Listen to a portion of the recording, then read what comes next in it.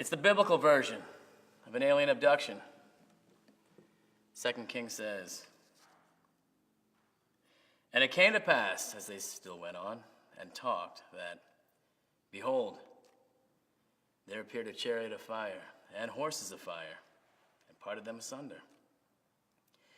And Elijah went up by a whirlwind into heaven." Interesting thing about Elijah, he first appeared out of nowhere in the first book of Kings. Seemingly had no history, no mention of parents, siblings, nothing. He just came on the scene and caused quite a stir. And then he vanishes. And the only witness said a chariot of fire took him to heaven.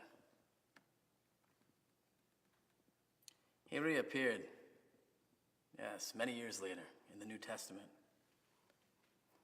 He appeared with Jesus Christ to the apostles right before Jesus was crucified. It served a great purpose. It gave them strength to believe.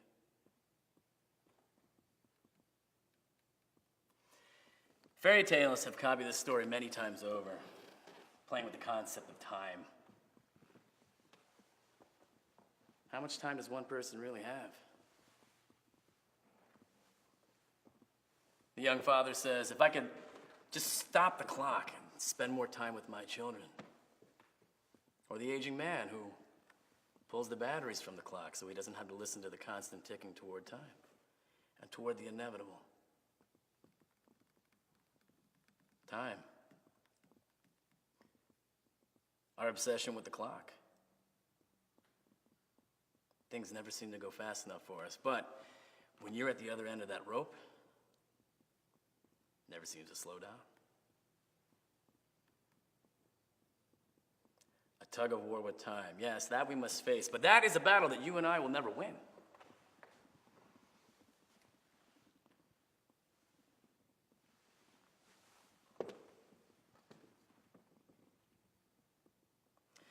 In the book of Joshua, Moses stops the sun for hours so the Israelites could obtain victory through battle.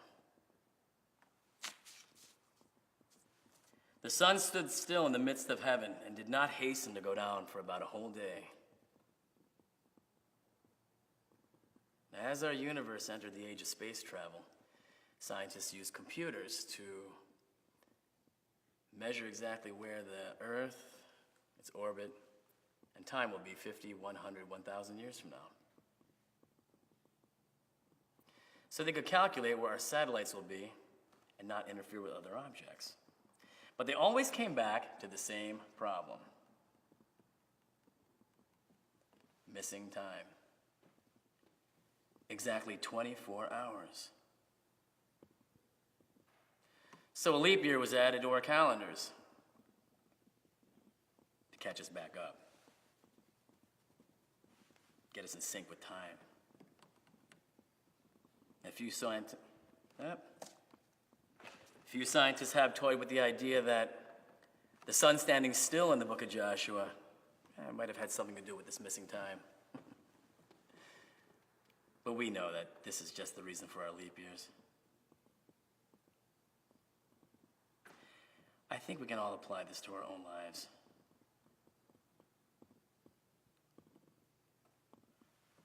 Does time rule us? Or do we dictate time?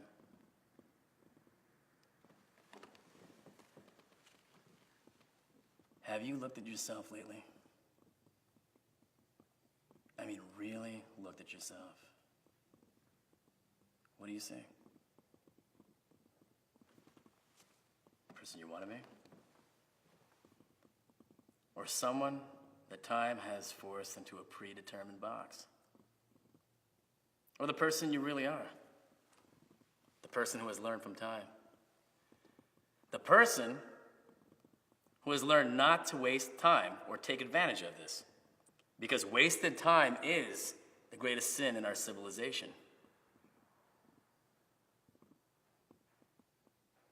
It happens all the time. It happens every second of the day.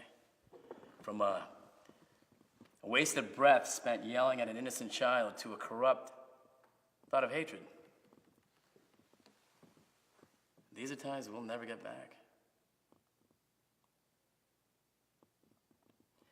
So I leave you with this. What will you learn from time? And how will you use it?